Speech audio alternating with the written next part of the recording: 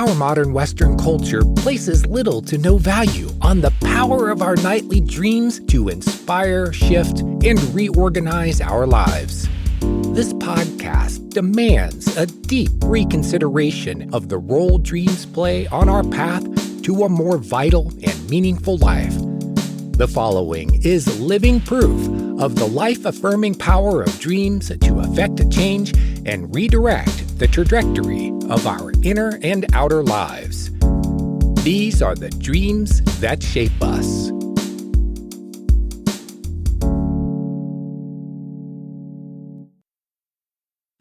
Hello, and welcome to the Dreams That Shape Us podcast. I'm your co-host, J.M. DeBoard.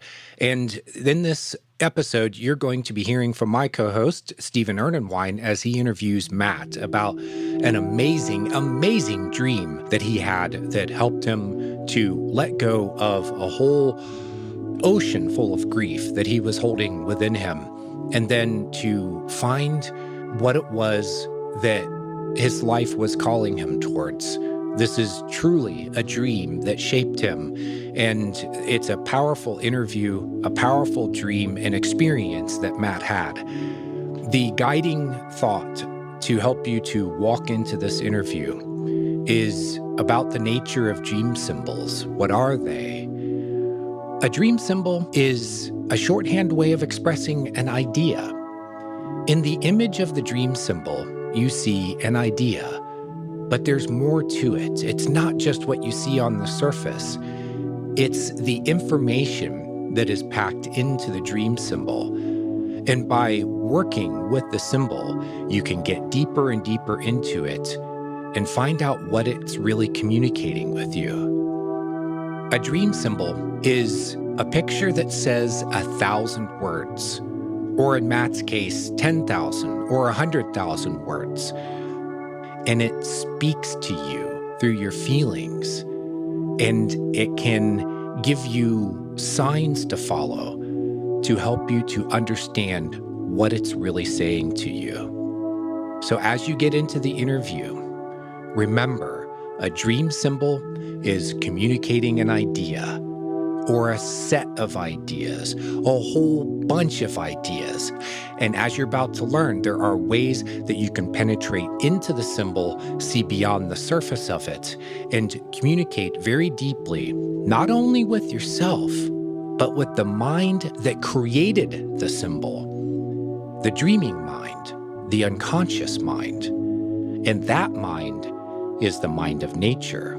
And in my next commentary, we're going to talk more about that. So here's Steve and Matt. Enjoy the show.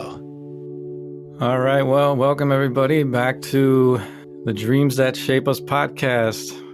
I'm your co-host, Steve Ernenwine, and I am here with my newly found good friend, soul brother, Matt Cochran. Welcome. Thanks for being here today with me, man.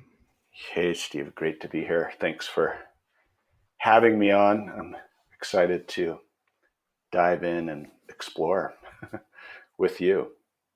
Yeah, man. I know a little bit about the story we're about to tell you all today here, but a lot of this is going to be brand spanking new for me as well. So I'm super excited to see all of what this story holds for you.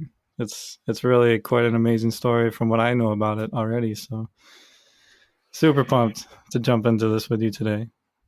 Yeah, likewise. And I, just want to say to start out, it's an old story that has, I've been carrying it for a long time. And this is probably the first time that I've unpacked it, because it's a story that,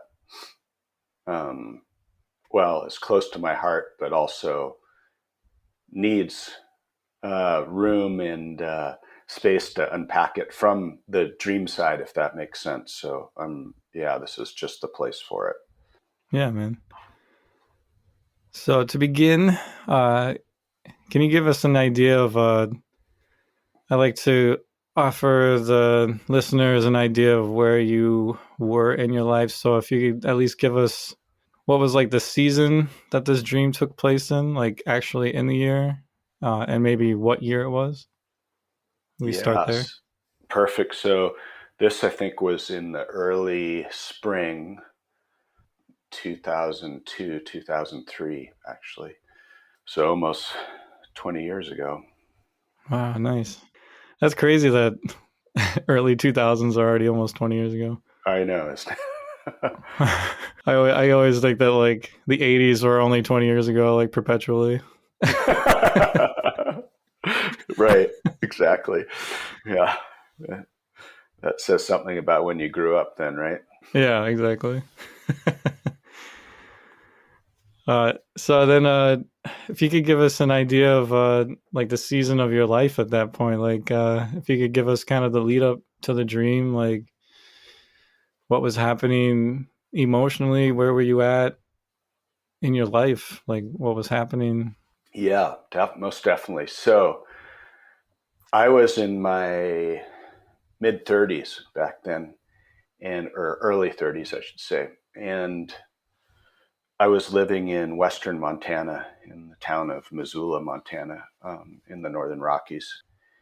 And before, on a surface level, I was in the midst of a mapping and surveying career, which meant I was walking much of the land of western Montana, mapping.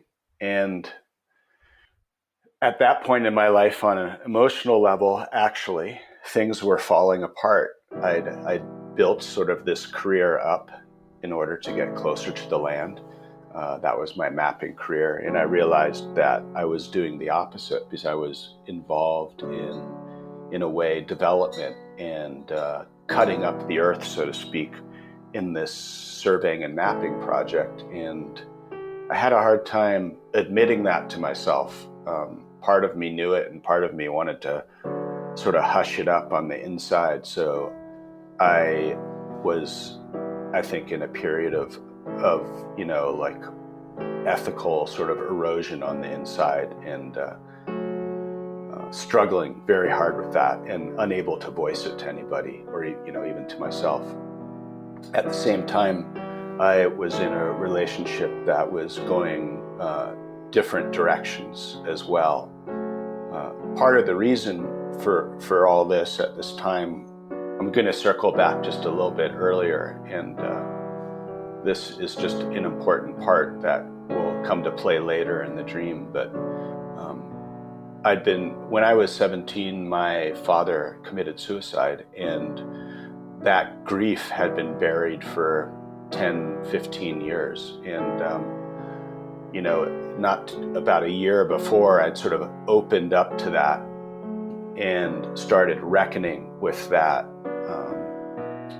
time in my life when I was 17. I'd been numbed to it until then. And so I was a little bit destabilized and away from that because I'd never experienced such grief before. And as a man, at least traditionally, that's something you sort of hide. And so exposing myself or sharing myself out that way was a difficult thing for me to do. But what I didn't guess and what I didn't know was that there was more grief inside me that didn't actually pertain just to what had happened to my father. And so a lot of the story that comes ahead started to unlock the what else was there. So to frame this whole thing, before we go into this dream, my life was in a place that was in a way beautifully falling apart. Yeah. And I was lost, and I was trying to find my way, and I had no tools within mainstream society that I knew of in order to figure out how to do that, nor people who I felt I could trust or could help me to understand the immensity of what I felt was my life eroding.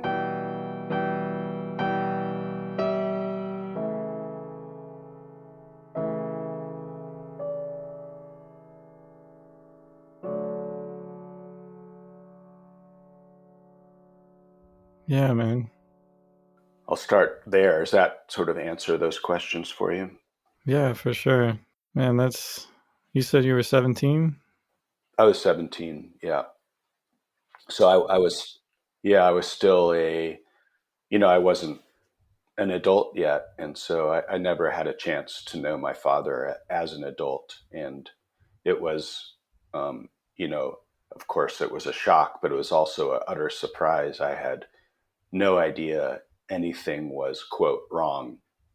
Um, and of course that echoes forward about the silence that we men can keep with our own pain that we hold inside. So I carried that forward for the next 10 years. And this following story was, the way of turning into that and releasing that pain so I could be free in and launch into the world, into what I am today, I suppose. Wow, man. Well, I'm deeply sorry for your tragedy. That's so completely awful to have to be that young still. And I mean, you just hit me right in the chest when you said you weren't able to know him as an adult. I mean, it's not even anything that I've really considered that much about my relationship with my own father. It's just like that I've had that time and that I've gotten to know him on another level other than him just being super dad, Right. So geez, man, that's tough, man. And Well, I appreciate that. And I think it's important though to say, I'm so far down the road from that now. And, I've come to terms with it in the brilliant pieces. There's no judgment for me there. In fact, in a strange way, his suicide is what fathered me into the world, because I understand now that he was a man that was trapped by the bounds and rules and dictates of sort of society's way, and he couldn't find his way out. The impact of his death compelled me to find my way out, and I have a authentic, unique, and free life that's not dictated by a lot of the standards that we men in particular think they're supposed to live by, measures of success, measures of all that built in. So I love him for that. wow, yeah, I guess I didn't even consider the fact that event has probably shaped you in such a way that it spurred you on the men's work path. I mean, you do some like super incredible work with men, and I mean, I got chills, man, just like thinking about just the depth of care you could bring men, and just like the awareness that you carry with you to know how urgent this kind of work really is for men. That's God. Yeah, no, thank I you for don't know, saying that. I mean, man, this is like just hitting me right in the chest right now, man. That's yeah. No, I haven't even realized that connection really, but yeah, I feel deeply responsible in some way to be there, especially, the idea of entrapment and freedom are two big things I bring to the table in men's work. Those conversations I think are critical. So, yeah, man. Yeah, and I think it's so tragic that our society really has no idea on how to help young people through grief. Like all the moving and stuff that I did as a kid, like that all caught up to me too, just like kind of what you're talking about here, where like my whole life was quickly eroding when I entered teenage life and all the hormones went flying and the kids were super harsh to me, and all the grief that I was already carrying as a kid, having to uproot my life constantly, just right, like completely snowballed into this perfect storm of shit.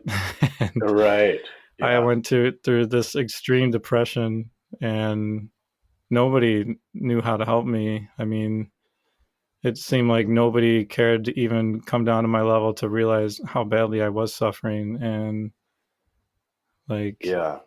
it wasn't until I became an adult and I found meditation and a few things like that that helped me reclaim some of my self by being able to actually move into those spaces. And Right. And I hear that. so I think it's so great that you're doing the work that you're doing, because as men, I mean, we do suffer silently and we don't know how to ask for help. Yeah. Thank you for that. And, I really I think Yeah. that you're well aware, and I'm well aware that beyond the human realm, and this is why I'm such a stand for dream work and men's work, is that dreams are this other than human ally that can turn us into, that sort of internal pain and help release it. That's what I know now. Yeah, absolutely. Well, cool, man. Is there anything more that you would like to say as you walk us into the dream that you had? I think there's one more piece I want to add to layer in here, and that is part of who I was at the time. And you may have picked it up in just my job title as a mapper and a surveyor. Is I was a man who was deeply comfortable in wildlands and wilderness. And so the world of nature was probably my best friend. And in a way, I led a life of escapism that was always trying to get, quote, out of the city and into the wild, because I felt most at home there. And that was my go-to for sanity, I suppose. And so I was, yeah. So yeah, that's an important piece of who I am in my own nature. So just putting that out there as well. Mm-hmm. Yeah, cool, man. So I guess if that leads you up nicely to the dream, I think let's hear it. Beautiful. Yeah, here I was, age 30, in this place of not knowing, destabilization, and so on. Winter just ending, and early spring. And you know how it is up there in Montana. The darkness still prevails. Yeah. But it was one of those. So, yeah, in this dream, and it's quite a short dream, but that's the beauty of it, is how much can be in a short dream and where it can lead us. And in this dream, it is dusk, that beautiful half-light, twilight, dark. I'm not sure if it's actually, to be honest, I'm not sure if it's the twilight where it's getting dark or the twilight where it's getting light, but it doesn't really matter. In this dream, I'm outside, sitting somewhere, seeing the silhouettes of things, and off in the distance, something is approaching, and I'm watching, and just that beautiful black silhouette. And as it comes closer, it starts to take shape and becomes clear. And as it gets within proximity, 15 feet, 10 feet, 5 feet in front of me, I realize I'm staring at a pronghorn antelope, a male with the horns.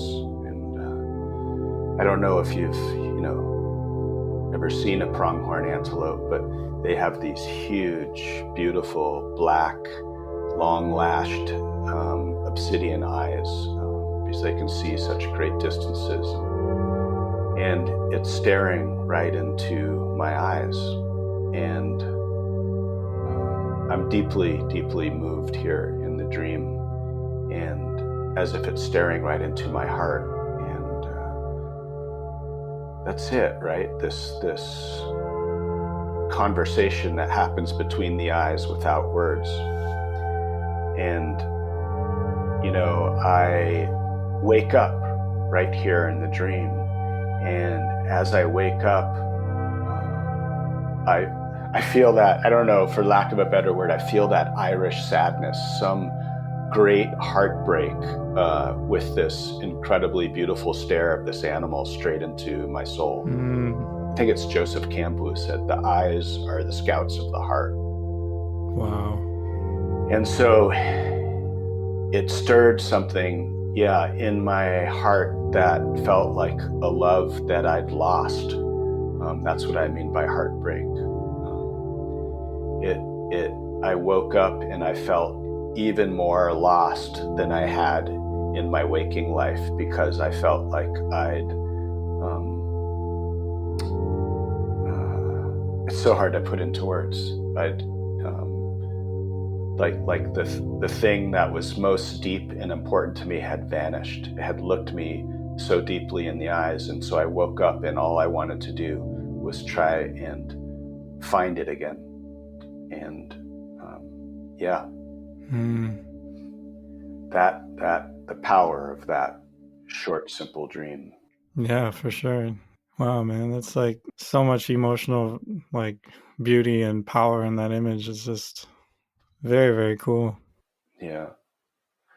It's how, in my experience in the wild, it's animals communicate through this nonverbal eye contact, even with your dog or your cat. If you can just stare them in the eyes, there's this beautiful, subtle, nuanced communication that happens.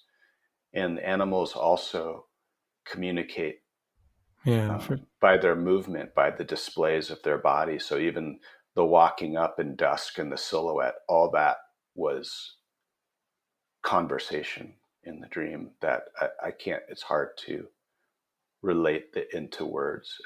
I felt it, right? Yeah, man. I think it's really beautiful that you don't initially know what it is that's coming towards you, and slowly, and as it gets closer and closer, and the shape kind of formulates itself, it reveals itself to you. And so you have like this, like, there's a moment of slowly, like a slow reveal, kind of.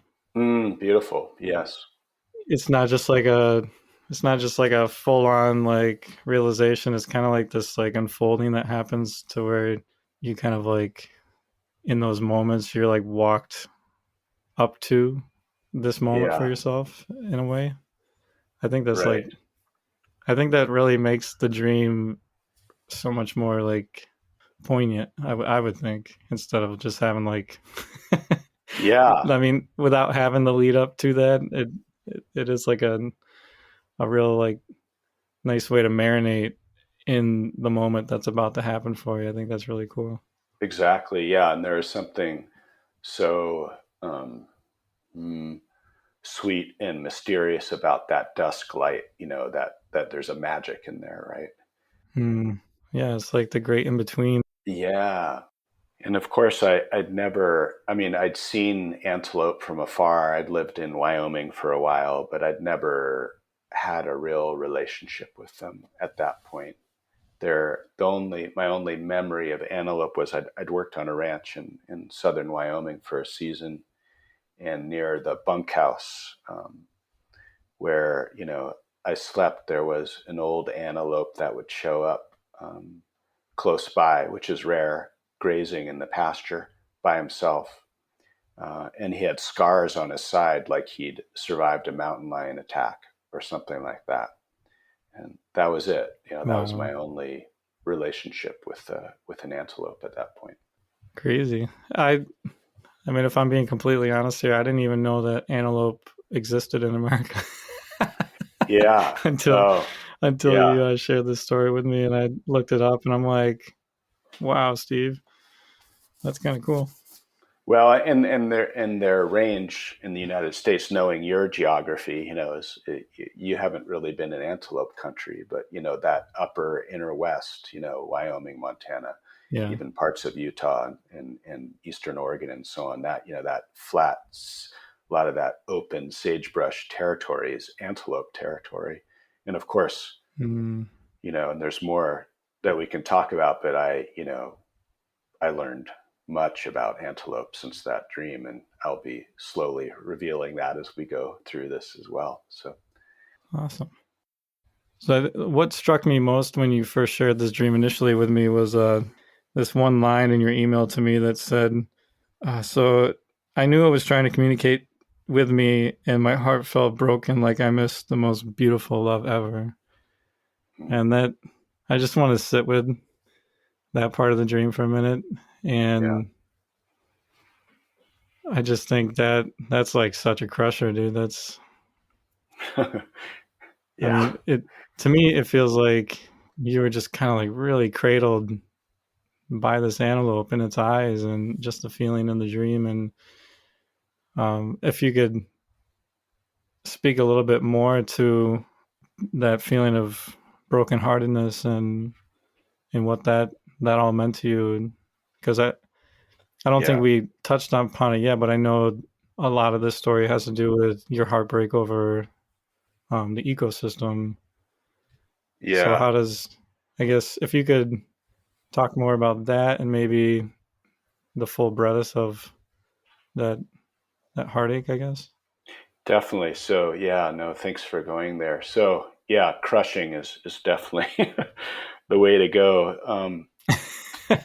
So of course, I'd experienced heartbreak in relationship by then, and I understood that this was fortunately and unfortunately vaster of a heartbreak.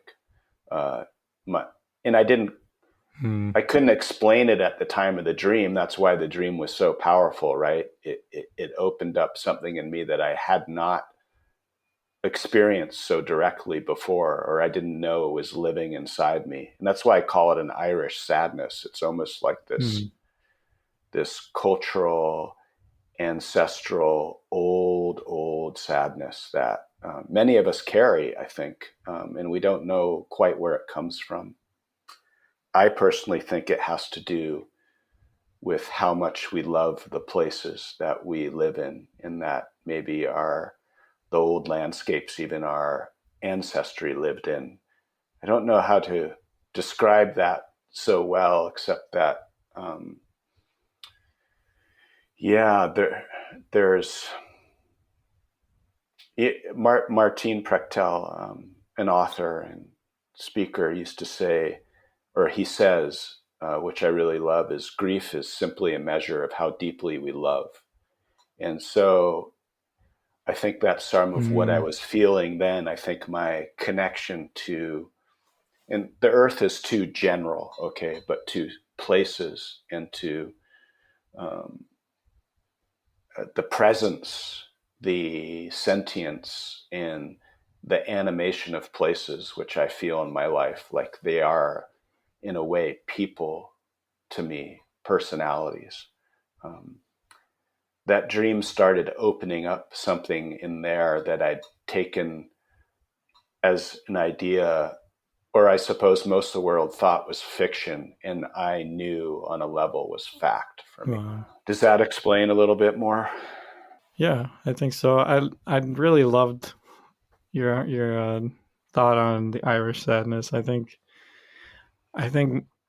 most of us, if not all of us, carry a lot of the untold pain of probably not only our ancestors, but kind of like what you're tapping into, like the ecology of the earth, and that we really don't even know the full depth of how we're carrying all that. And I know personally, with all the shadow work and grief work that I've been doing over the last 8 or 9 years, that there was way more inside of me than I was present with. Like, I knew I had gone through a lot of shit and I knew that I was like a walking open wound, but at the same time, like really diving into some of the images in my dreams of grief and of pain, like it it felt like, yeah, maybe a lot of that was mine, but it felt like a lot of it was also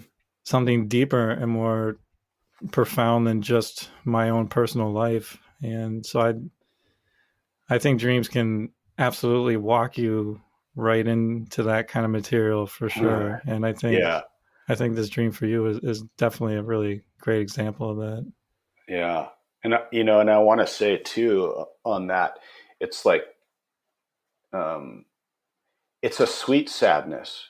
It's not something that I regret, and I still carry it. It's as if, Yeah. to be fully human, we need to follow all the different rivers of emotion. It's not about attaining happiness, but there's something that sadness has to do with a deep understanding of the beauty and ineffability and mystery of the world for me.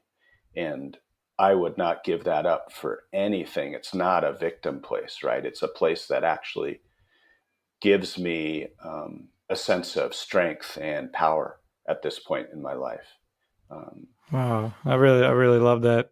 The Greeks used to say that emotions aren't ours, but they're divine forces that move through us, the gods and goddesses, the sort of polytheistic world, all the different spirits. And it's not our job to hold on and stagnate in an emotion, because that would cause illness. It's our job to let it flow through.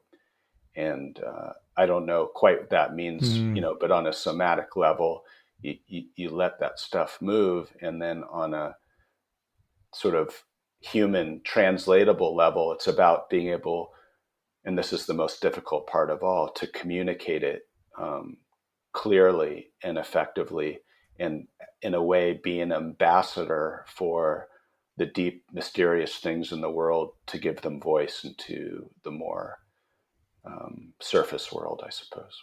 Wow. And of course, dreams know these places, that pre-verbal, that the language older than words, right? Yeah, man.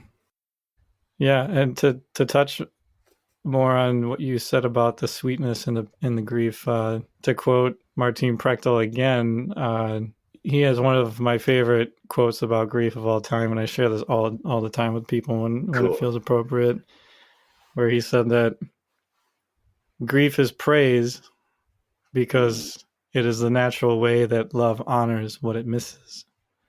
Wow. And it just like, oh man, that always just hits me so amazingly. And it, to me, especially with all the shadow work and the grief work I've done, anytime you really touch base with the root of that grief, it opens something so profound inside of you, as far as like, I mean,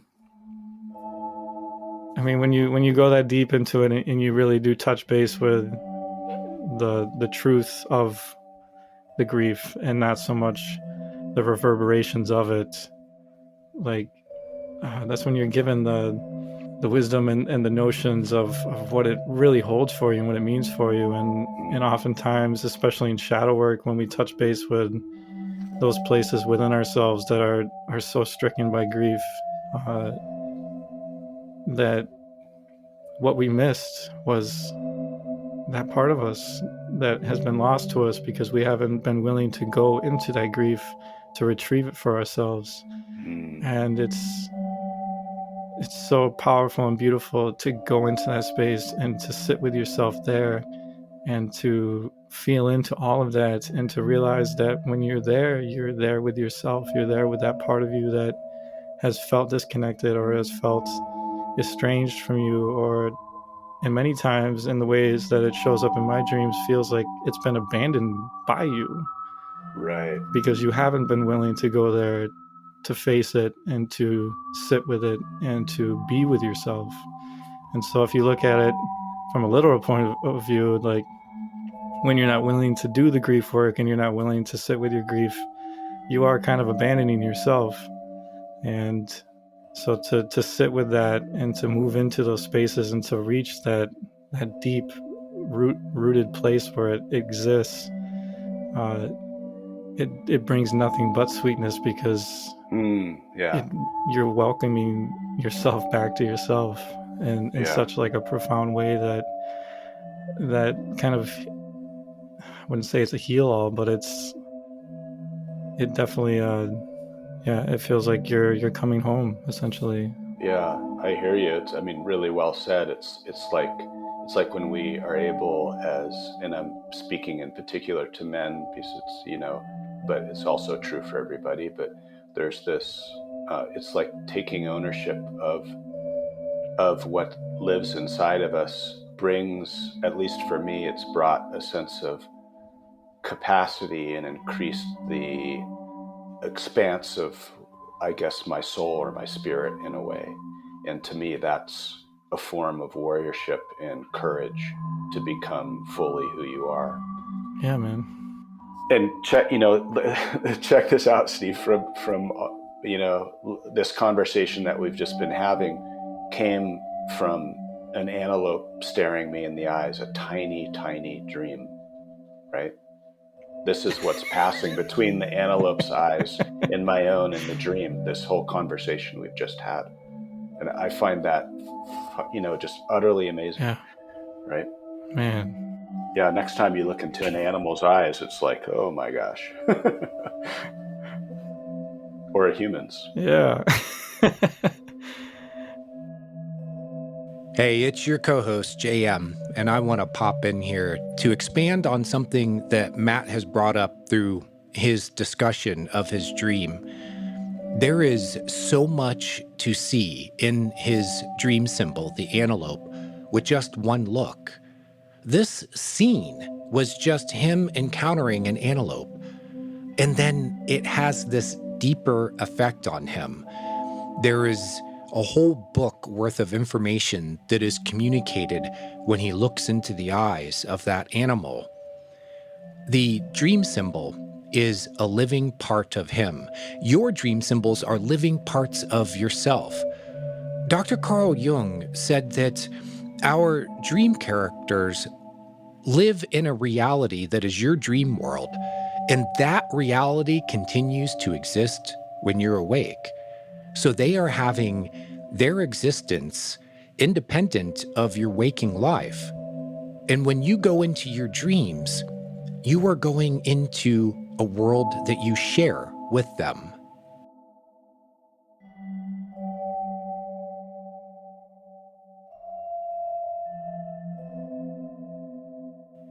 The last time we talked, I shared a few dreams of my own where I had an encounter where I was in a position of an animal confronting me and me staring directly into their eyes, and they came to me for different reasons, but yeah, I know exactly how that feels to have that stare down with a beautiful and powerful animal in a dream, where it just, there's like such an intensity and such a beauty and such, at least in my cases, that has been a lot of fearsome primal beauty and awe all mixed in and sandwiched together into one big beautiful experience. And yeah, I think animal dreams to me have always been some of the most profound ones that I've had, just because it does seem to be calling you deeper into some innate wildness that you hold within your soul, and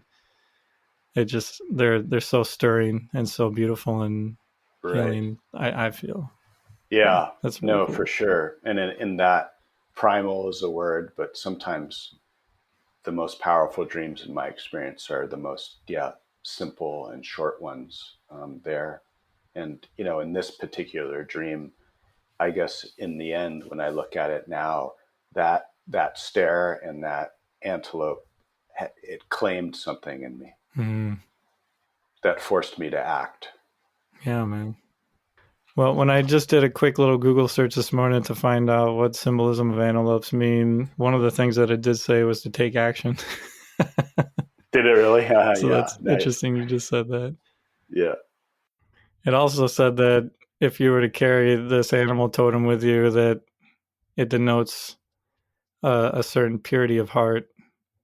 And so maybe going forward from this dream, maybe that is kind of a path that has unfolded for you, where I mean, it forces you to square up with this real deep chasm within you, and to really long to reconnect with. I mean, even that line of yours that I read, you said that you missed the most beautiful love ever. And just to go back to that Martin Prechtel quote of grief being praised because it is the natural way that love honors what it misses, I think there's a lot there's a lot that is going on there for you in that capacity. For sure.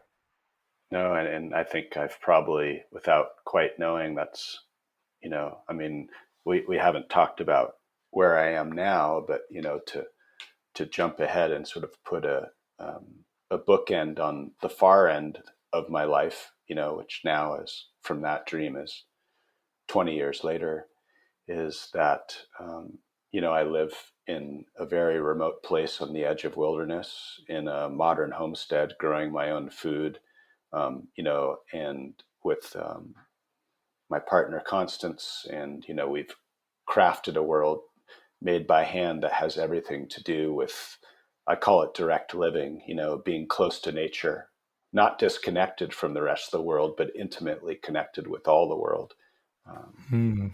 And I'm sure that has to do with, a lot of what came through the stair in this dream, and trying to reclaim that thing that I felt like I missed.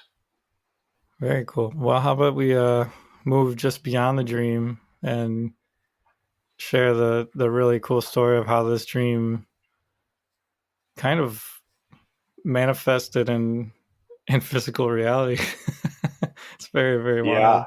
So I knew enough at that point that I think that I was a little wary of looking at a dream objectively. And this dream was so without words that I didn't quite know what to do with it. I wasn't going to go and sort of vulture it apart and figure out symbolically what it meant.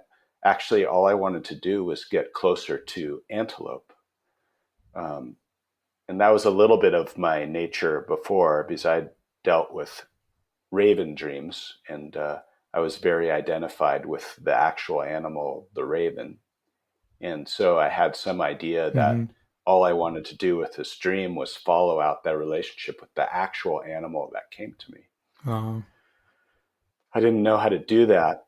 I didn't know quite how to do that, but I figured that, because I didn't, again, at that point in my life, I didn't really trust humans that much, or therapy, or, you know what I mean? It's like, I figured if I wandered my way into the wilds, maybe I'd come clean and something would heal. So given that, and at the same time, I was looking for things to do in the world that were different than what I'd been doing. About a month or two later, I was looking at rites of passage work or programs that were out there, where you sit and fast in the desert and so on, and or not necessarily the desert, but these sort of initiatory experiences. And I came across an organization actually called Animus Valley Institute, and this wasn't a rite of passage, but I noticed they had a program called, it was actually called Sweet Darkness, which was compelling enough for me to want to look at it. And it was more about shadow work, but out in the wild, right? And guess where it was occurring? It was occurring in a physical place outside of Salt Lake, in the middle of the Great Salt Lake, on an island called Antelope Island. When I saw that, something in me was like, holy shit, you're just going, you don't know anything about this, you're totally skeptical of being around other people and a lot of therapeutic type work, but I'm going to go, I just have to go, because it somehow it tied directly to that dream for me. And so beyond all my sort of own expectations and boundaries, I just went. And it was fascinating on a lot of levels. And, but I had a little free time when I was there. And this island it's an anomaly of its own, and beautiful, sitting out there in the middle of the Salt Lake, right? So it's just so bizarre and primal on its own level. And there's actually bison out there, a bison range, and antelope just outside the city, all these wild creatures, sort of a sanctuary for them. And so I was out there, and most of the time, antelope, of course, their safety is staying very far away from others. They can run 40 miles an hour for short speeds, and their eyesight is like a hawk or an eagle. So they can see things almost in a 360-degree periphery, very, very far off. And their ability to survive has to do with movement and spaciousness all around them, so to speak, which is why they like rangeland more than anything. Huh. And that's Antelope Island is hilly and sort of mountainous and rocky, but also sage flats and open and so on. And so I could see them with binoculars miles and miles off. But I really, I wanted, how do you get close to an animal that doesn't want you to get close to it, right? Especially a wild animal. I'm one of those humans that seems to, at least it's our nature to ignorantly or not destroy habitat just by so many of us being around. So one afternoon out on Antelope Island, I walked up to a ridge where far off I'd seen antelope, although I hadn't seen any that day. And I brought a raven feather with me because that's how I identified, I was like, I wanted to sort of introduce myself. And believe me, man, in this, I thought I was sort of crazy and sort of woo-woo. I was, pretty straightforward at that point in my life. And like alternative, I was just like, God, I hope no one sees me doing this sort of thing, And I went up there on that ridge and I planted, so to speak, the feather on that ridge because it instinctively felt like the frontier or the boundary between me and the antelope's realm. So in a way, it was like a waking dream. I mean, I had that much understanding in my mind, and that I think that's the way it was sort of playing out. And then I backed down the ridge just a little bit so I couldn't see over it. And I had a drum with me, and this is the part where I felt really, this is my first sort of attempt at prayer or ceremony or anything like that, right? Mm-hmm. And so I drummed for a while. Like I tried to drum, I'm a white boy, and I just tried to drum the antelope in. So all this stuff was going through me. I was very skeptical, and I sat down. I said, what the hell am I doing? And I waited, and I fidgeted for about 30 minutes sitting there waiting, and then really frustrated. I was like, screw this, and I got up with my drum and I started walking up to retrieve my feather. And as I looked up, about 25 feet away, there was a male pronghorn antelope walking towards me. Wow. And I started to weep and cry immediately. And just basically, it's almost like I fell on my ass. I just sat back down. And just like the dream, this antelope walked up to within 15 feet of me and just watched me. And I watched it, although I couldn't see much because I had so many tears coming out of my eyes. And I can't even describe the sense of emotion that was going through me, obviously. And, I'm sure I don't even know what I said, but I just, tried to thank it and whatever, I didn't even know what to do with myself. I felt, for the first time, I think in my life, I felt connection that all my beliefs that were perhaps fiction and in my own mind and that I'd kept very, very close to my heart because I didn't trust anyone else with them. They all came true, right? They all got validated in that moment because I actually was able to call something in. Wow.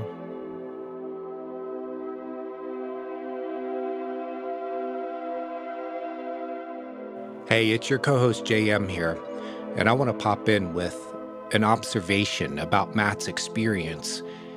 He had an experience of synchronicity between what he experienced in his dream and then what happened subsequently in his waking life.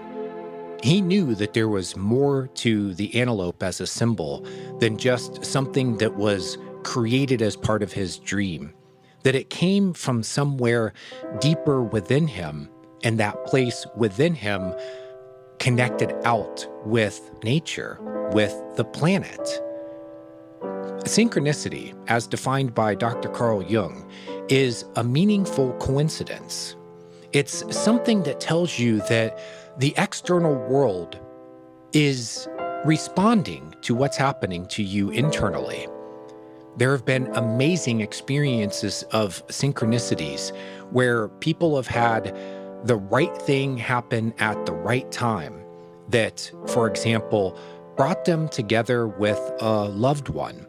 The love of their life was waiting for them, and they just happened to go into a restaurant they'd never been to before. Or instead of taking a left, they took a right one day while they were walking their dog, and they encounter this person. And then magic happens. There is a magic to synchronicity. There is a magic to life and to the world that we can access through our dreams. Our dreams want us to connect with the larger world. And you do it by connecting with your inner world. Carl Jung said that if you keep going down and down into the psyche, into its sublayers, you will find that it connects with the material world, that it connects with the world of physicality and matter, that psyche and matter are opposite ends of a spectrum. That means that it's one thing. Synchronicity is a connector between the world within you of psyche and the world outside of you of physical reality. Matt's experience proves to us that there is more going on in your mind when you are dreaming than merely the chemical firings of brain cells and neural networks. This is a big debate in the study of dreams. Are dreams just contained within your own mind, within your own being? Or are they connecting into a larger field of information? Are they connecting you into the world around you? Are they connecting you into the unseen parts of our reality? And if you take Matt's example and know that it's more than a coincidence, that it's a synchronicity, it means that you really are tapping into something much greater than yourself and much greater than what's just contained within your own brain when you are dreaming. That larger world, that larger experience is speaking to you all the time. But your sensory information is usually clouding the picture. It's taking up the processing power.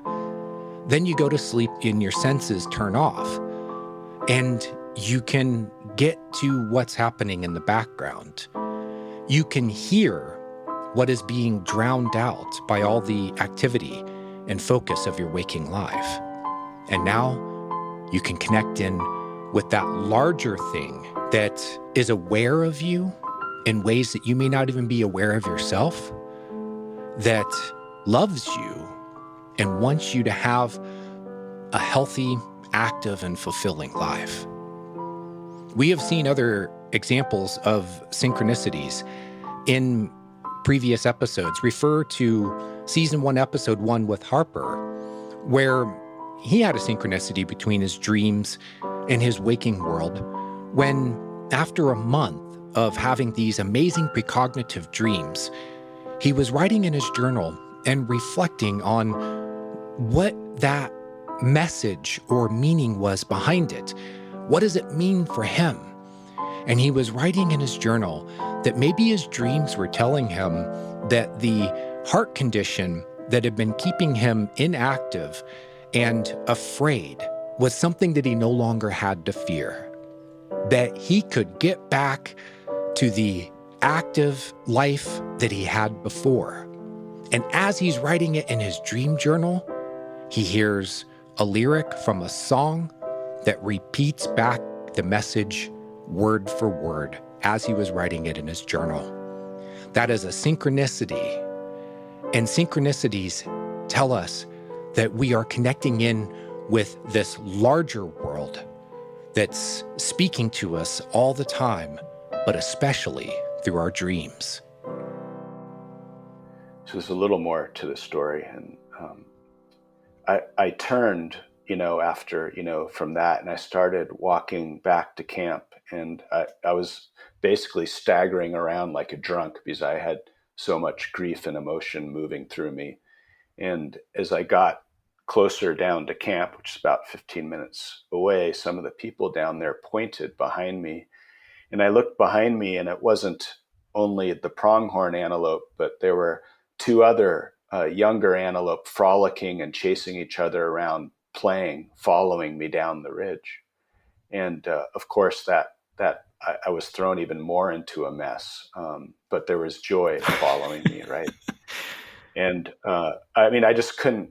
I still can't believe it, right? And I don't hold it as like I have this power or anything like that, or like I don't even want to accept that they answered me, because it wasn't, it's not like some. I don't even know how to describe it. To me, it's the most natural connection that we have lost. I was able to communicate with the other world, but it's not magic. It's not woo-woo. It's just this old skill that has been forgotten. Yeah, man. So that's that part of the post-dream story. Man, I'm in tears right now. That it's so beautiful, dude. Oh boy.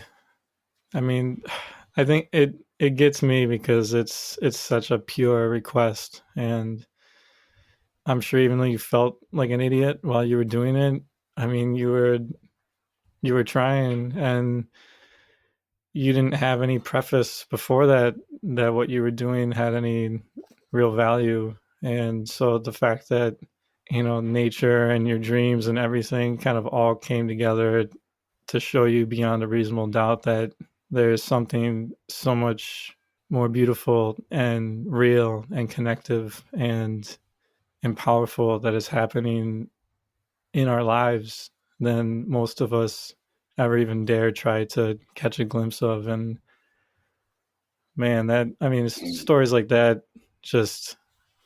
they just really like hit me right in a place that I didn't even know I was longing for.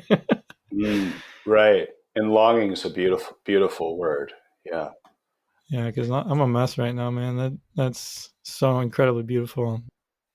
Well, I hate to say it, Steve, but there's more to the story. Oh, that's great, dude. Yeah. Real quick, if I could share one experience that I had similar to that. Please. In a forest. Yeah. I was at like this little nature center. That's what they call it in the city. A little like right. Probably like 10-acre plot that they reserve for wild nature in the middle of everything. And so I'm there just a couple hours before sunset, and I was just sitting around and kind of really connecting and meditating and really trying to, shake the city funk off of me a little bit. And while I was meditating there, I got lost in it and lost track of time, and it was slowly getting real dark. And it just amazed me like how dark the forest gets before the the actual world gets dark. Because man, it came on real quick inside the thick forest how dark it got. And I decided I've never really been in the woods at nightfall by myself like this in this kind of a space, in a meditative like space. And so I decided to hang out a little longer and to see what happened. And I was just blown away with the different quality that came over me and how heightened my senses became when it got dark. Like that, like really blew me away how connected I felt to the forest when it became almost like a survival imperative. Right. Because even though I'm Right. like in the middle of the city, there's no like mountain lions, there's no like predatory animals that I have to worry about. But at the same time, it feels there's like a tinge of danger that sets in just because all of a sudden you can't really see where you are. And so I sit with it, and oh man, I just feeling how expansive my energy felt, like I could feel the forest and the kind of the nuances of the forest was just so mind blowing. And as I'm sitting there, all of a sudden I feel a presence. It was almost like through the web, like I could feel this tingle happen in my body. And I open my eyes and I look over to my right, and about 20, maybe 30 feet away, there's this beautiful buck. And he's just standing there, and he's got this massive rack, and he is just so intense. I just couldn't even believe like feeling that connected, like how intense his energy felt. Yeah. And it was just like so incredibly beautiful, and like, but it was almost too much for me to handle at the moment. So I ended up leaving because I it kind of like Right. it threw me. It was almost like the heightenedness that I was already feeling was way more intense than I was expecting. And Yeah. to all of a sudden feel and have to stand in the presence of his power, because he was like almost like claiming that forest, it felt like, where he was like, if you're not supposed to be here, or if like you're not willing to kind of square up with me and be here right now, then you should probably leave. It's kind of like the feeling that came across me. And I was Right. like, just kind of bowed to him, was like, I respect that. I respect you. And I'm going to go. And thank you for that super, super intense moment. Yeah, that was like an encounter with an animal like that. That was just, that really like Yeah. was an experience beyond anything I had experienced before that. That was really, really cool. That's so beautiful. And and I love the part where you talk about, like, you sat there long enough that, something opened up, and you had that sixth sense and the presence you knew before, you looked up. And Mm-hmm. one of the ways Carl Jung talked about, he defines in a way instinct as an unconscious skill. And I really love that definition, because we tend to put so much bad weight, it seems like, on the unconscious. But this unconscious skill is what Mm. is, is incredibly valuable in a way. And in a way, it's like it's naturally there, and you just put yourself in the right situation, so it completely opened up. And it's as if in a waking dream something sensed you opening up and came to investigate, right? Yeah. And I feel like at that time, I don't remember exactly what year that was, but I feel like it was probably like a very similar encounter as what you had, where it didn't come with the depth of grief or anything like that. But I feel like the deer is a pretty big, potent animal that relates to the heart. And especially Yeah. it being such like a strong buck figure, it felt like I needed to have that warrior courage to face the matters of my heart that were looking Mm, for me yeah. to champion. Beautiful. And so it, to me, not thinking about it like that, that feels like the intensity that I felt from him was like, this is the strength that you need to hold. And I wasn't ready to hold it in that moment. Right. uh, Or an introduction of its own kind, I suppose. yeah, like this is what wild power. Yeah, this is wild power. And it's like nature continually, I think, mirrors us as humans, but it's so hard for us to recognize that or even know that. And Mm-hmm. so many of us these days, the sort of it's really, I'd say, popular to be chasing out plant medicines and all these things to, in a way, blast open the doors a little bit. But Yeah. I know from my own experience that nature is consistently, deeply, and subtly always there with this quote mystic experience that lasts, over a lifetime. And so that's where I go. Yeah, man. To become fully aware. Wow, beautifully said. Thank you. Yeah, I totally agree with that. Well, I'm super curious to hear what the next part of the story is. Okay. Okay. Yeah, it's good we're going at this layer by layer, but we'll go. So after this experience, of course, I returned to Missoula, and there was an interesting phenomenon happening for me. I'd noticed when I was on Antelope Island that the landscape reminded me of where I lived in Missoula, Montana, and I couldn't put my finger on why. I mean, similar range country, similar animals and so on, and at the same time, you know, I was a mapper and a surveyor because I had an undergrad degree in geology, so that had been my original study. And what I realized on my drive home was that Antelope Island is in the middle of, and this is a little bit geography here. Antelope Island in the middle of the Great Salt Lake is, the Great Salt Lake is the remnant of the old glacial lake, Lake Bonneville, that existed 10 to 12,000 years ago at the end of the last ice age. A glacial lake meaning as the glaciers were melting, these huge lakes pooled up all over the inner west. And so their ancient shorelines, as it sort of descended and so on, all along the mountains around there. And you can see these old shorelines that run for miles and miles around there. So Wow. It's this incredible imaginative journey. And I suppose if you weren't a geologist, you'd know little about it, but I could see it. And it struck me on the drive home because guess what Missoula is? Missoula, the town of Missoula, lives in the center of ancient glacial Lake Missoula, and it too has shorelines, 40 of them or so, up and down the mountainsides there. Wow. So if this makes sense, I realized that these were twinned landscapes, okay?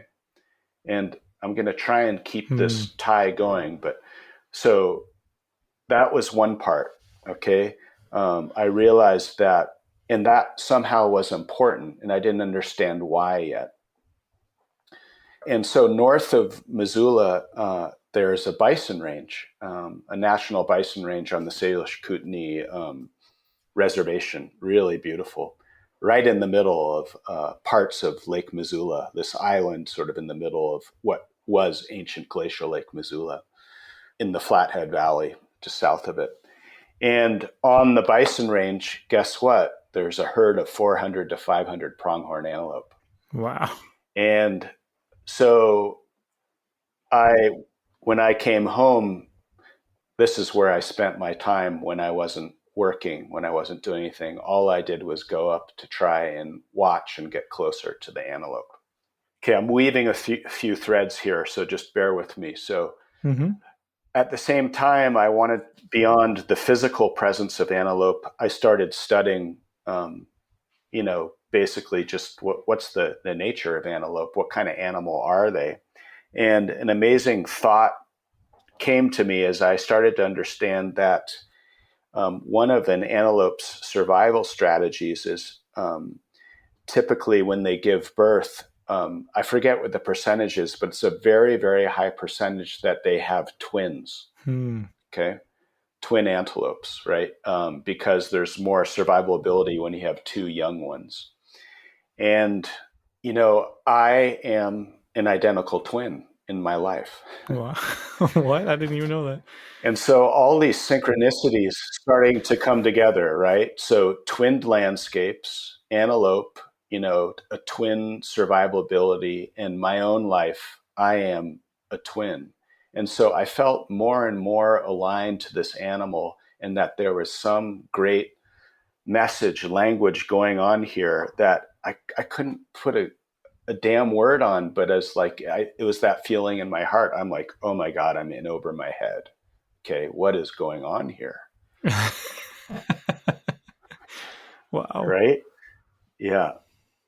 So I would go up to the this bison range and watch the antelope day in and day out. I tried to make it a daily habit, and the antelope were beautiful. I was able to, over time, they started to trust me, and I could move probably within a couple hundred yards of them, and on foot and with binoculars, and I'd watch them kick back in the balsam root and the wildflowers on the range slopes, and just take in the day. There was something incredibly peaceful about being able to move fairly close to their presence and watch them actually as a herd, not as a lone antelope.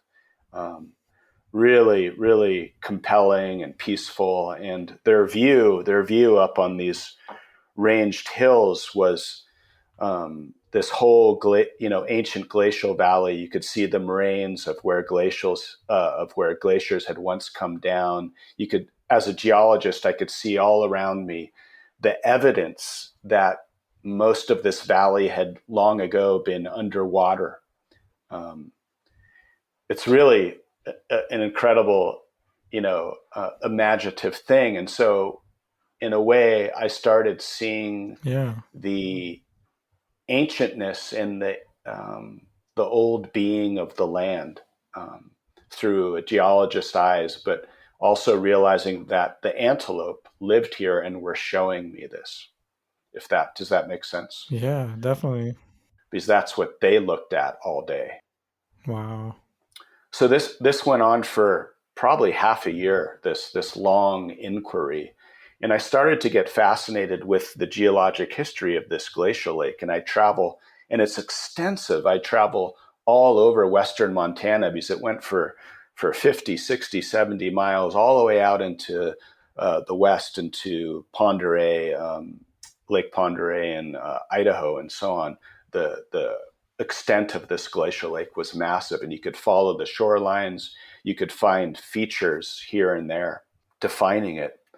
And yeah. And so what happened from here, so after this long sort of inquiry, one day I was up there and I was moving along, and there are some old, dirt 2-track roads there. So I was just driving really slowly to go to the spot where I could hang out with the antelope. And I got to the top of this one hill, and I saw this wooden sign on this range that I'd never seen before. And it said, just this simple wooden sign on the side of the road, which I love. This is like a waking dream, right? And it said, highest lake level, or highest level of ancient glacial Lake Missoula. And it basically was showing the highest contour that the lake had gone to. And I stopped because I'd never seen the sign before, and I'd been up there hundreds of times at this point. It's like I'd missed it. And I got out sort of stunned, and I was looking out over this whole landscape of the glacial lake.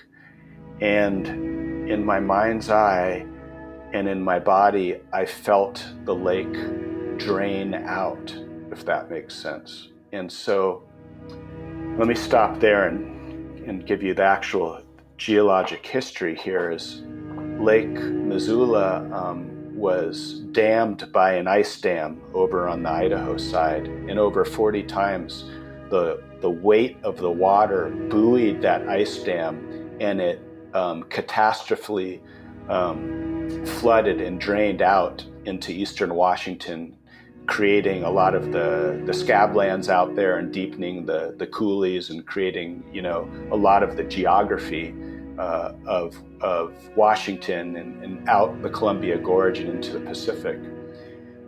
That's history. Wow. That's history. Just massive punctuated event. So I knew this, again, peripherally as a geologist, but at this point on top of that hill, staring at that sign, it wasn't an objective knowledge. What I felt was my heart emptying and all the grief in me at this revelation of feeling, seeing this suddenly washed out of me. And I had another tsunamic, overwhelming wave of grief knock into me and wash me clean, so to speak. And it was that sadness, again, I think that sadness, not only for the old ancient love of the earth, but also a lot of at that point, I'd been, in a way, devastated by the human occupation, sort of an ignorance of clear cutting, which is all over Western Montana, and mining, and all these sort of ways that we seem to be damaging what we most loved, myself included. And I was swept clean, is all I can say, to stay in that metaphor. And as if the glacial lake, Missoula, was mirroring that event. The place was giving me the dramatic version of my own heart washing out. Wow. Jeez. And that broke me down and opened me up for a long time after that. Now, there's one thing I want to say before, I turn it back to you, and I know I'm occupying, a lot of the talking space here, but you're fine. I found out, because there's more, I found out months and months later, and I'm tying back to the antelope and the antelope dream now.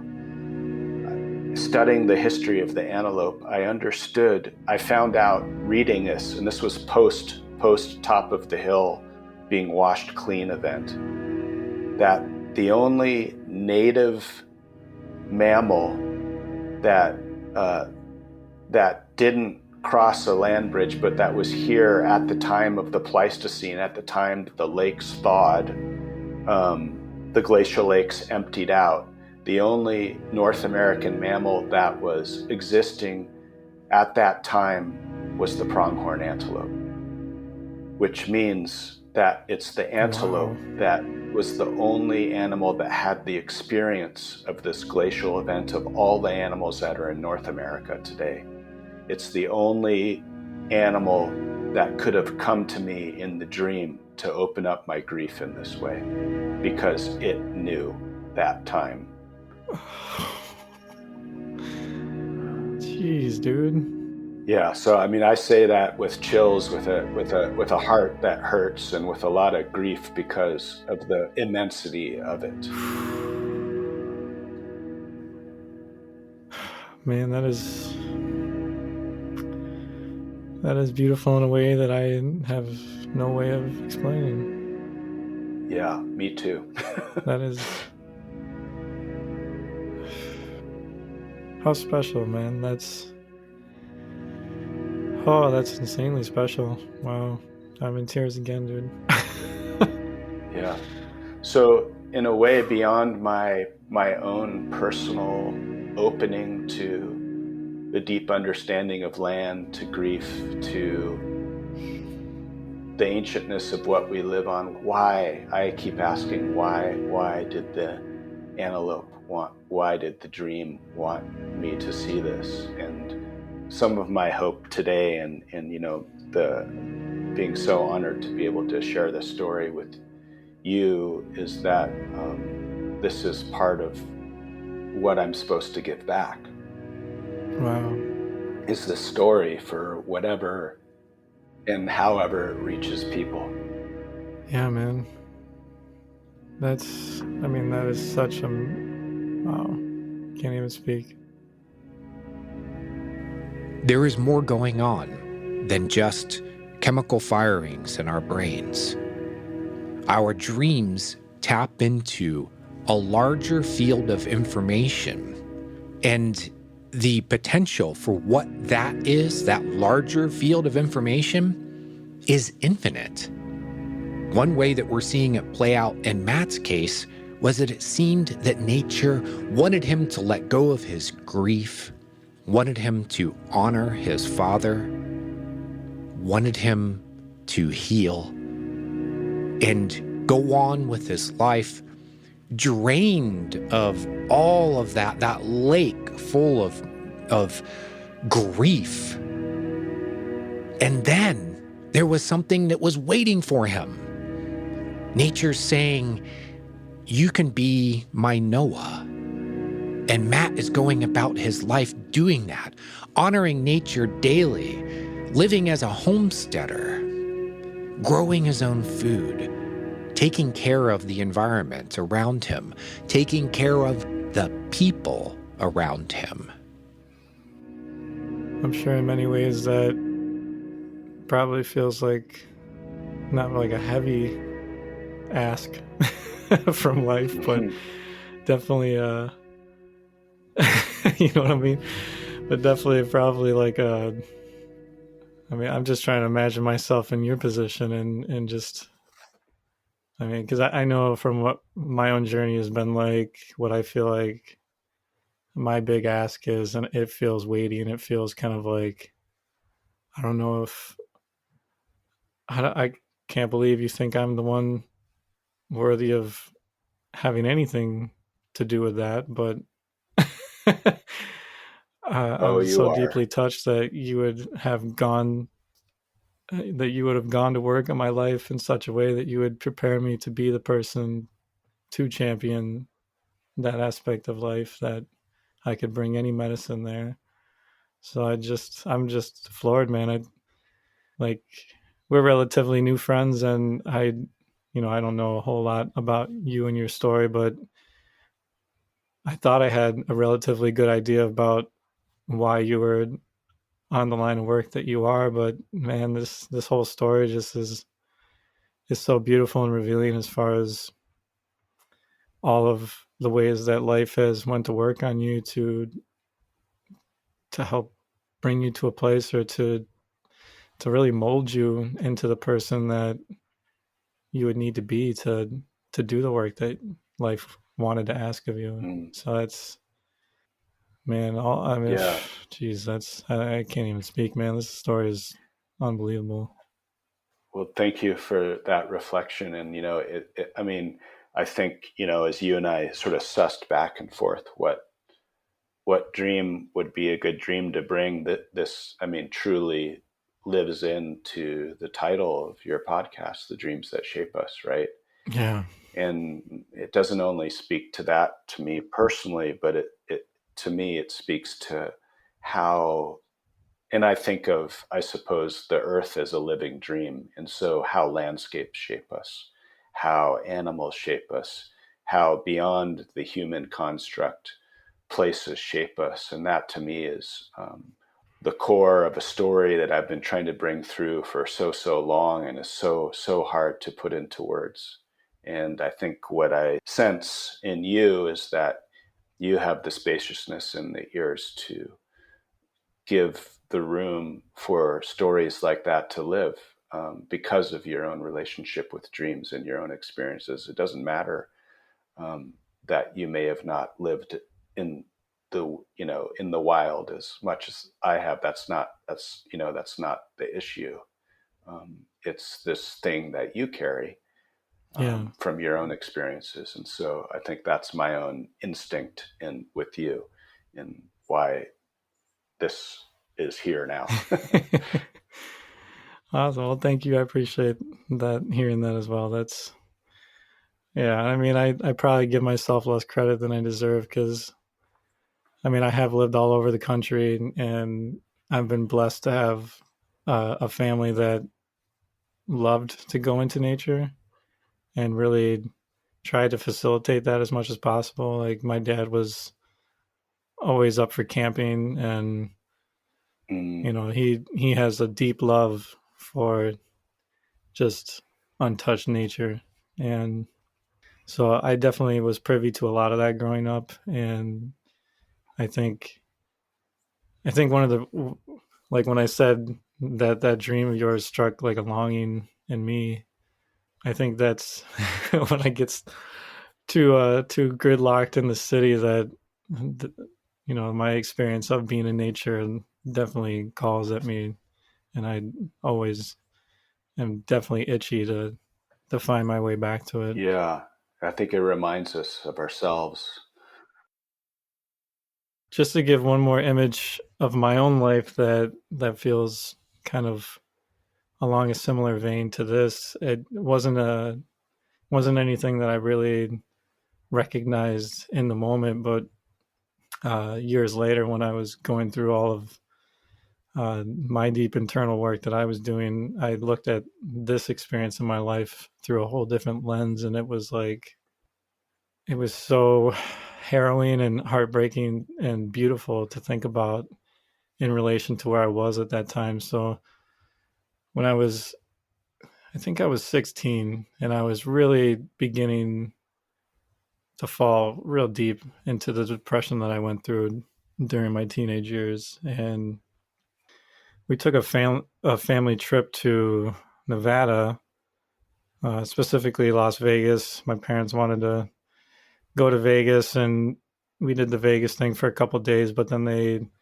decided that they wanted to take me and my brother out to the Grand Canyon, and we took the nice, eerie, beautiful drive from all the lights and sounds through the most barren landscape that I've ever seen in my life. And it was, I mean, even thinking about that part of the journey down there, like leaving all of the mess and distractions of my life and moving deeper into the barrenness that I was experiencing.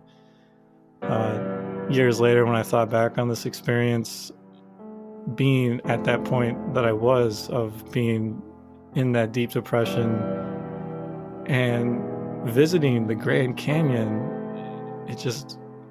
it struck something in me there that day at the Grand Canyon that I didn't even understand at the time. But it felt like I was looking into the chasm of my own soul. It was like reflecting back to me that huge divide that was just ripping deeply apart in my life. And to think that life really brought me there during that time, and in a very physical and beautiful and super intense way, like reflected back to me exactly what I was experiencing, in a metaphorical way, of feeling like I had this huge divide, this huge chasm that I was experiencing, this depth that was just really playing out in my life, of feeling that huge break in my heart. It was just huge. I mean, to think about now, even now, it really like stirs something deep inside of me that was an experience that I was given. Like, wow. Yeah. Oh man, that's so awesome. And it's like these experiences, whether we've recognized them or not, if we track back in our lives, they're still there waiting for us, you know. And so you said a minute ago too about sometimes I don't give myself enough credit, perhaps, and I think that's something that all of us carry. But what I mean by that is that we forget how deeply connected our human soul and spirit, and even in our just evolutionarily blood, that we're like constellated to wild nature in so many touch points that it's almost unfathomable. And so we aren't these little human vessels separated from the world, although we've been trying to build the modern world in a way that seems to separate us from it. Yeah. Right. And so in nature, you know, when we go out there, it's like we're walking within our own fathomlessness in the depth of ourselves. And you don't have to think about it. It's just fucking real. And that those places are all in a way waiting for us. And I think that's, if I consider back, you know, and to this Antelope dream and so on, you know, for me, the message still is that in a way that the earth, the places are aware of us, and they so want that deep human contact and connectivity with us. I feel like that's in a way the grief of the earth. It's not even so much the damage, it's that they miss, for your words, that purity of heart of and human relationship to it as I imagine it once used to be more like. How can we live our lives without that connection point is the question that's always there for me. I don't know how I can live my life without that connection point. And my life is a process of ever deepening into closer, intimate relationship with all things, but with a real focus outside the human realm as well. Wow, beautifully said, man.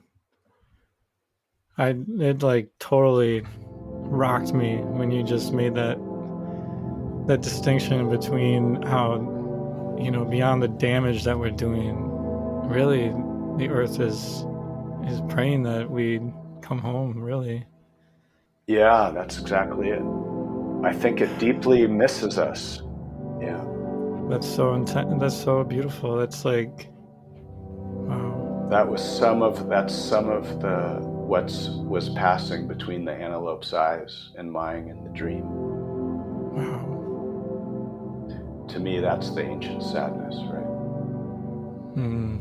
Yeah. And, looking forward, it's right there, waiting. It's utterly possible.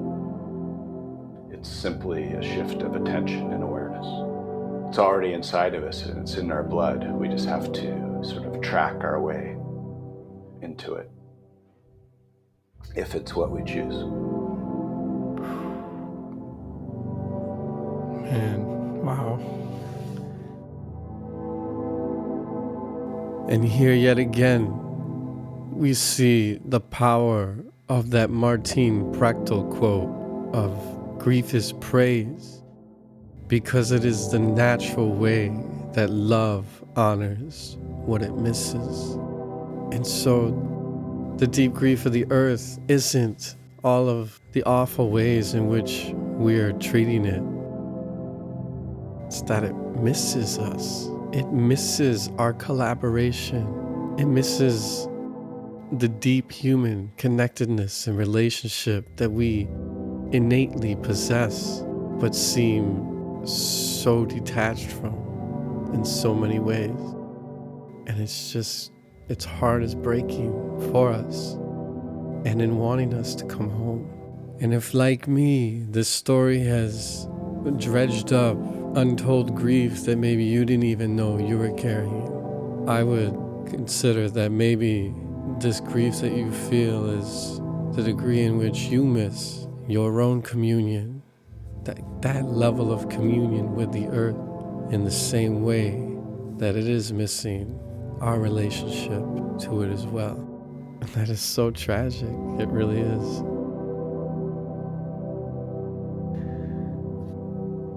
Thank you. Thank you for all of this. This has been so much. I knew it was going to be very impactful, but this has been more powerful for me than I expected. So thank you seriously for sharing this entire story and relaying it as poignantly as you have. I'm just blown away, man. Well, yeah. And thank you for, this has been tremendous for me. And a lot of validation in it, and being able to, I've been carrying this secret story for a long time.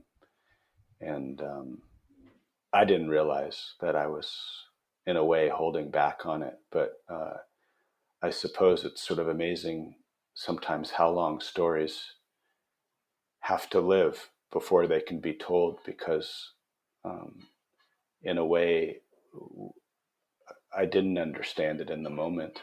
I've only slowly put all the confusion and bewilderment of it together over decades, right? Because I certainly didn't know what the hell was going on when I was in the middle of it.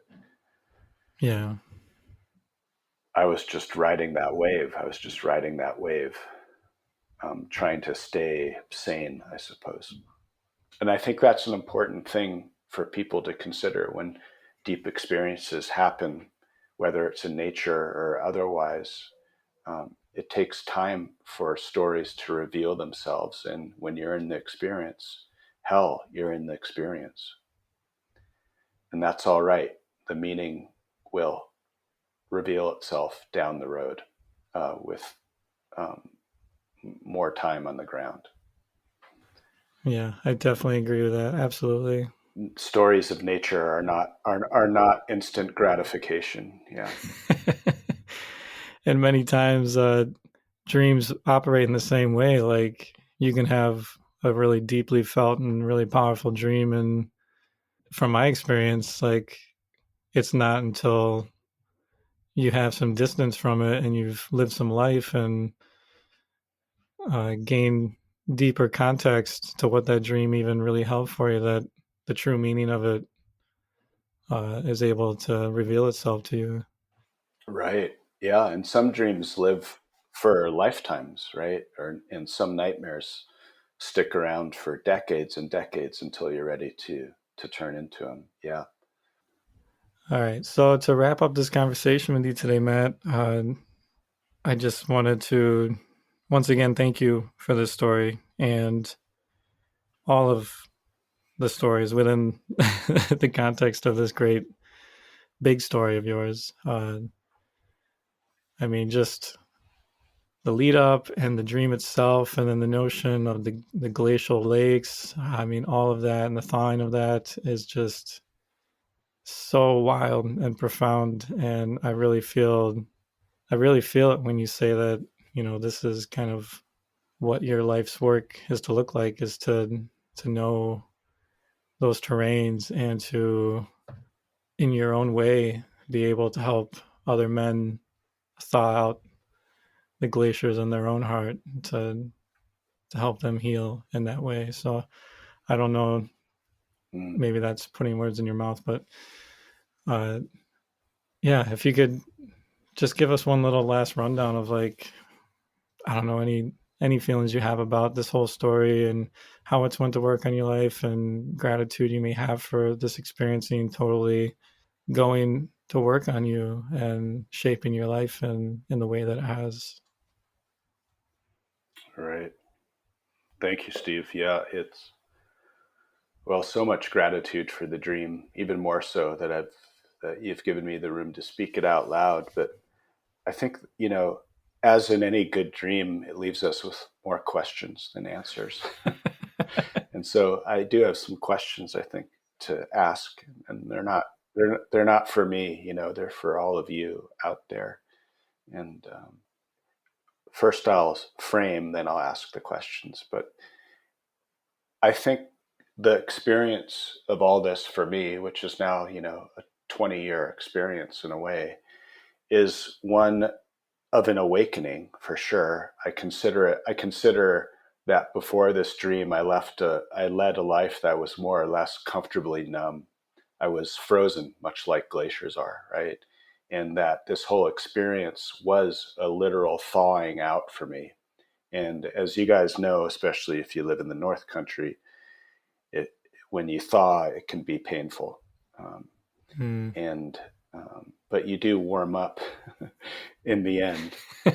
And but this sort of awakening I call an ecological consciousness waking up. And I say that because so many things in a way came to bat for me, from the place of the glaciers, from the animals, from the land, from all these different presences. And I also can't ignore the fact that within all this, there were many human people along the way that, even like you today, Steve, that opened up pieces of this, what feels like a massive sort of jigsaw puzzle. And so I don't know how people wake up. I think there are, of course, 8.5 billion ways to wake up in the world, as many as there are people. This is the way that I started waking up. And, so if that framework or that idea of an ecological awakening is true for you, then, I actually want to hear those stories, because I think I'm not the only one that has experienced that. And it's something very hard to explain and to put into words, as it should be. But I think that we have a lot of allies out there. And so my questions for the audience are, how have you woken up in your life, and what has come to your aid? And where can you seek allies beyond where you thought to look, in order to keep becoming who you are fully? And finally, do you dare to face the pain that you carry, knowing that maybe within that pain is a gift and a sweetness that is medicine to the world? So thank you, Steve. Wow. Thank you. Seriously, man. Mm-hmm. You have such a beautiful, poetic way of speaking, and I just, being the songwriter that I am, I'm so glad to have you. It's totally my thing, my style. I love it. Yeah. Maybe we were old Celtic warrior poets together in a past life or something. I dig it. I do have Irish ancestry, so yeah, likewise. Sweet, man.